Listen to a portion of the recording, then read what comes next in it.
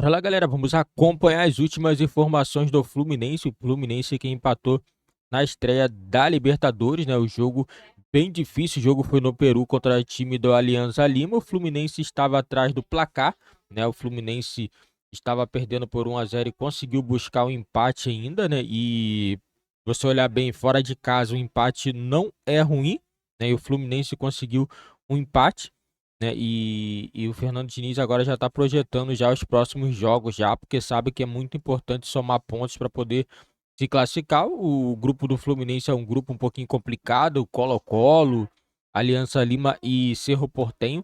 É time difícil, Colo-Colo foi o único time que ganhou nessa rodada. Deram o gol, eles ficaram ainda mais fortes no que diz respeito a fechar os espaços. O campo também prejudica muito. Campo muito irregular, muito seco. Muitos dos passes que a gente errou também, o campo tem a ver com isso, a bola não corre. E a gente demorou um pouco a perceber isso e se adaptar mais rápido ao campo. Depois a gente, acho que no segundo tempo, teve uma postura mais agressiva. A gente foi colocando o time para frente, mas o time não ficou desorganizado. A gente tinha dificuldade ainda para penetrar, mas a gente foi ficando mais perto de empatar o jogo e empatou merecidamente. Sí, un partido muy difícil, una cancha muy difícil, pero hemos controlado el partido desde el inicio y ellos jugaban a la contra y han tenido la felicidad de marcar un gol, pero teníamos controlado el partido hasta el final. Hemos conseguido empatar, pero fue un partido muy difícil. En Libertadores no hay partido fácil. Sí, Libertadores no hay partido fácil. No es. Sí, claro, por supuesto. Posse com efeito no segundo tempo. Números do Fluminense por período contra o Alianza Lima. No primeiro tempo, o Fluminense teve 75% de posse de bola, mas não chutou no gol. Nenhuma finalização, nada. Sofreu 8, hein? No segundo tempo, aumentou aí a posse de bola. Foi para 80%, mas aí o Fluminense, aí sim, essa é a posse de bola. Com 10 finalizações, 2 certas. Por que tanta diferença, amigos e amiga Natália Ferrão? O primeiro tempo do Fluminense foi muito abaixo, Abel. Com muita dificuldade de se entender em campo. Os desfalques, óbvio, fazem diferença, mas foi um jogo muito, essa bola cruzada, muito desajustado, né? O Fluminense, dentro da sua característica, e o Alianza conseguiu explorar essas deficiências do Fluminense. Agora, o Fluminense não foi bem na primeira etapa, com muita dificuldade. A gente vai ver que não tem finalização, porque é um time muito bem encaixado defensivamente, o Aliança, exigindo do Fluminense uma outra postura, e o Fluminense teve muita dificuldade, não consegue finalizar. Isso me chamou muita atenção na primeira etapa do Fluminense, de não ter conseguido chutar a gol. Não teve chute bloqueado, não chutou, não finalizou. Tiveram cruzamentos, algumas tentativas de cruzamentos bloqueados, mas ficou só nisso, ó. Mais uma vez o lance do gol, o Marcelo tentando levantar uma bola. É um risco, vê se eu estou errado, é um risco que o Fluminense sempre corre pelo estilo de jogo que ele tem, de levar esse contra-ataque assim, campo aberto para o adversário, não é? Não. A diferença é que às vezes o Fluminense se garante lá na frente, né? É isso, esse é o ponto. Se o time corre riscos, porque sabe que isso compensa lá na frente, que vai ter volume de jogo, vai amassar o adversário, vai terminar o jogo com mais finalizações, ok, compreensível e é o estilo do treinador.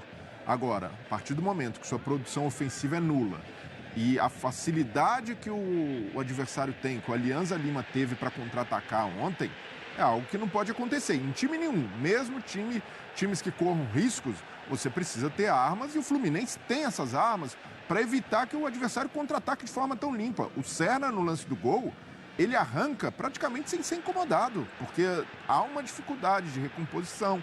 Olha aí, no segundo tempo também, continuou dando espaço por pouco. O gol que o cara perde, Então, o Fábio fechou bem o ângulo também, né? Fechou bem, mas a bola escapa dele um pouquinho. Mas foi uma atuação... Muito contra-ataque sofrido num jogo só, hein? Não é não? Não, e no segundo tempo que o Fluminense se acerta, os contra-ataques continuaram acontecendo, e acontecendo com facilidade. Então a gente sabe que o Fluminense tem tido dificuldade depois da saída do Nino. O Thiago Santos não é um mau jogador, muita gente pinta o Thiago Santos como um jogador ruim. Não acho, mas com o Felipe Melo, eles têm tido dificuldade nessa recomposição. Na hora que precisa correr para trás, não tem velocidade. Que eles são os últimos homens também, né, Breno? Eles eram volantes que foram readaptados a uma vaga de zagueiro. E aí, como é que... Não tem mais ninguém atrás ali para fazer Mas recomposição o com ele. Diniz não tem o menor problema com isso. Não. Ontem, de novo, terminou com o André Martinelli na zaga. Mas André e Martinelli são jogadores com capacidade de recuperação. O atacante coloca na frente, eles conseguem chegar no mesmo tempo. Felipe Melo e Thiago Santos, hoje, até pela idade, já não chegam. Então, ou precisa repensar um dos jogadores, ter alguém, um zagueiro mais veloz ali para dar esse equilíbrio, porque tem na lateral já o Marcelo, que sobrecarrega muito o Felipe Melo por ali, às vezes o André para fazer cobertura. Então, há hoje esse desequilíbrio no Fluminense, que não é... Né, eu não parto da crítica de o estilo do Diniz não serve, ele tem que se adaptar aos jogadores. O estilo continua valendo, é o atual campeão da Libertadores, precisa de aprimoramento. E esse aprimoramento vai exigir do Diniz algumas soluções. Ou da parte tática, de mudar posicionamento dos volantes, fazer um time que recomponha mais. O Renato Augusto jogando ali, acabou até se lesionando, ou o Ganso, são caras que não têm intensidade de marcação, por mais que sejam voluntariosos para isso. Então, nesses jogos, principalmente fora de casa em Libertadores... O Ganso até que melhorou bastante, hein? Melhorou. O Diniz, eu achei, essa parte da marcação. Mas é a marcação na base da inteligência, no fechamento de espaços, mas ele nunca vai ser um marcador tão intenso como o André, como o Martinelli, ou até mesmo como o Thiago Santos quando jogava de volante. Então há esse problema que precisa ser reconhecido. E aí é do Diniz não ir... Ele até no começo da temporada acabou se enrolando ali, quando foi para cima da imprensa, um discurso muito reativo. Pediu desculpa depois. Não, se desculpou, mas não ir por esse caminho, e sempre vai ter gente para tentar desqualificar o estilo dele, a maneira que o Diniz joga. Agora, ele entender, fazer uma autocrítica e perceber que depois da saída do Nino, ele precisa de algo diferente.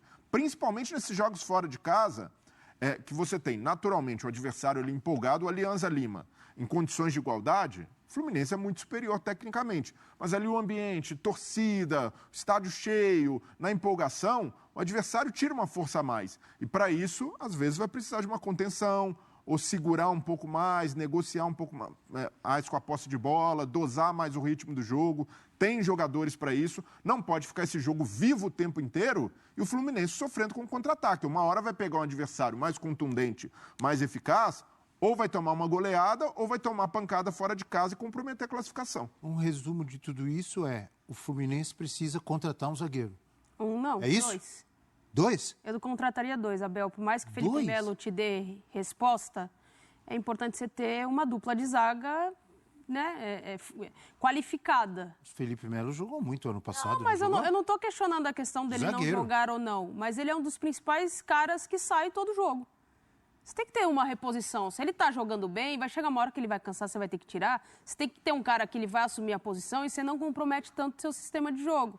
Quando você atrasa muito o André, óbvio que tem essa questão da recomposição, mas quando você atrasa muito o André, você perde na qualidade na saída de bola, na segunda linha.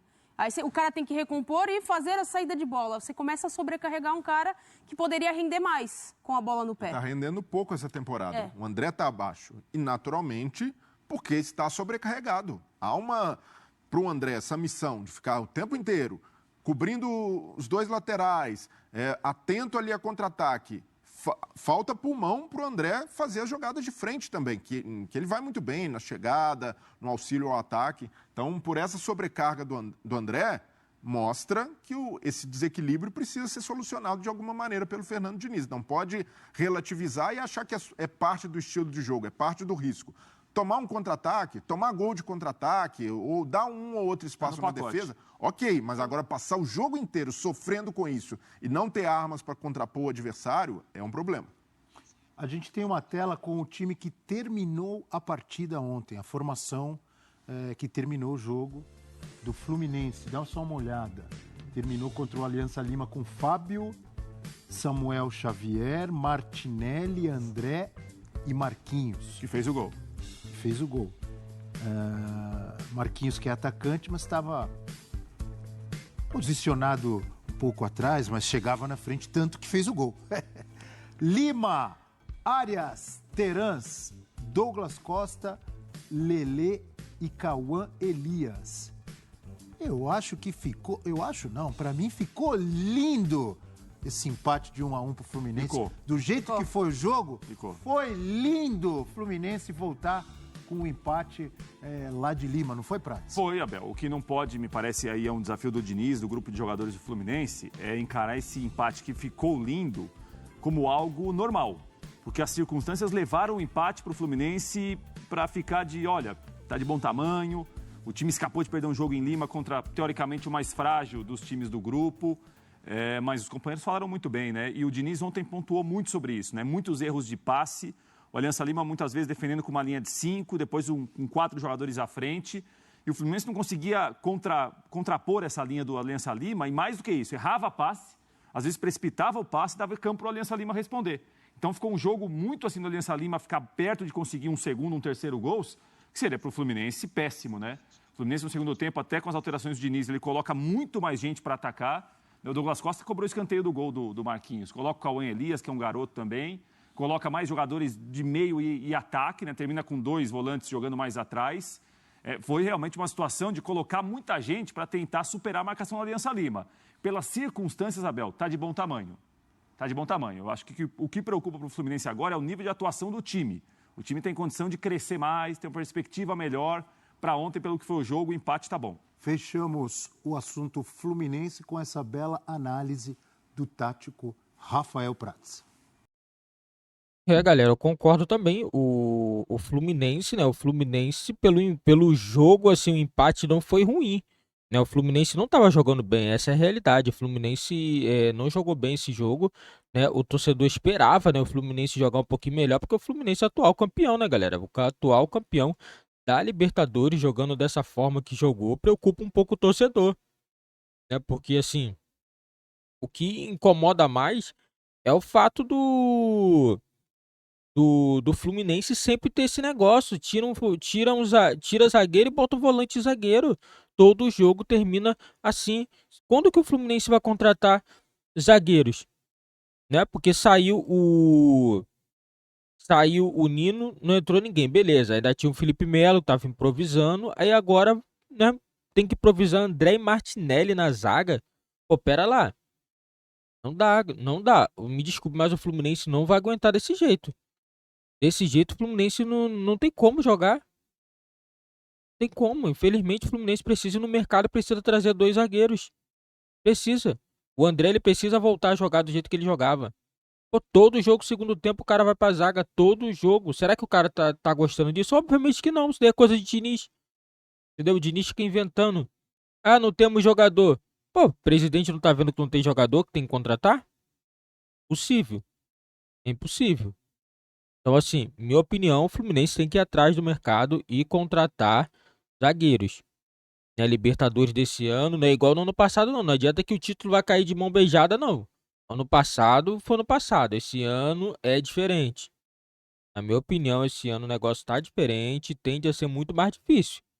Tende a ser muito mais difícil. Então, assim, eu quero ver se o Fluminense vai conseguir resolver isso daí. O Fernando Diniz vai conseguir, porque ficou bastante tempo aí treinando, voltou e não conseguiu apresentar um bom futebol. Na minha opinião, o Fluminense saiu devendo sim nesse jogo quando o Alianza Lima. É uma equipe boa? É uma equipe boa, mas precisa, né, ajustar algumas coisas. O Diniz precisa ajustar, porque senão fica complicado.